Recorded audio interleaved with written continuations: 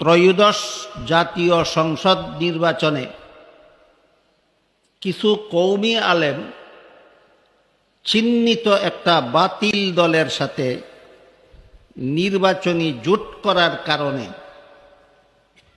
কওমিদের সাথে ওই চিহ্নিত বাতিলের একটা সেতু বন্ধন তৈরি হয়। এই সেতু বন্ধনের মাধ্যমে বাতিলদের কেউ হক পথে আসেনি, হকপন্থীদের অনেকেই বাতিলদের সাথে চলে যাচ্ছে। এইটাই হলো সবচেয়ে বড় ফিতনা বর্তমান কওমি আলেমদের জন্য। যেমনভাবে দুধের মধ্যে পেশাব পড়ে গেলে পেশাবের কোনো ক্ষতি হয় না, বরং তার দুর্গন্ধ কিছুটা দূর হতে পারে, কিন্তু দুধ আর দুধ থাকে না, সেটা পান করা হারাম হয়ে যায়। ঠিক তেমনিভাবে হকের সাথে বাতিলের সংমিশ্রণ হয়ে গেলে হক আর হক থাকে না, সেটাও বাতিল হয়ে যায়।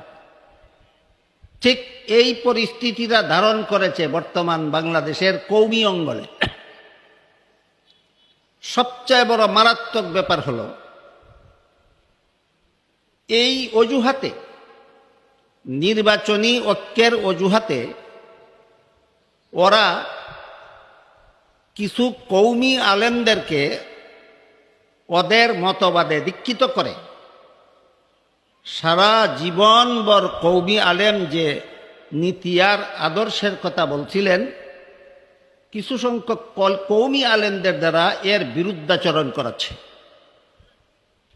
এক কথায় কিছু নীতিভ্রষ্ট আদর্শভ্রষ্ট দু চারজন কওমি আলেমকে এদের পক্ষে নিয়ে গেছে, নিয়ে এই কয়েকটা কওমি আলেমদেরকেই আপনাদের বিরুদ্ধে, আপনারা বাতিল এবং তারা হক, এই কথাটা মিডিয়াতে প্রচার করে বেড়াচ্ছে। এর মাধ্যমে যে বিভ্রান্তির সৃষ্টি হচ্ছে, এই বিভ্রান্তির ফলে কওমি মাদ্রাসার অনেক ছাত্র গোপনে আর অনেক ছাত্র প্রকাশ্যে তাদের সমর্থন জানাচ্ছে।